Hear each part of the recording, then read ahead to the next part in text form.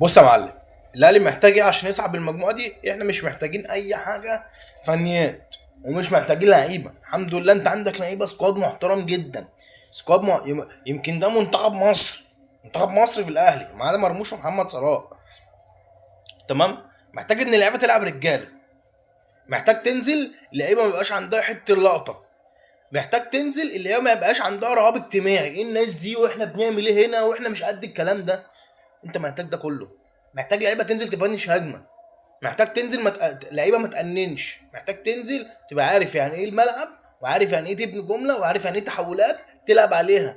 محتاج يبقى عندك فن الاختيار في اللعيبه اللي هتنزل تلعب في مراكزهم، بس مش اكتر.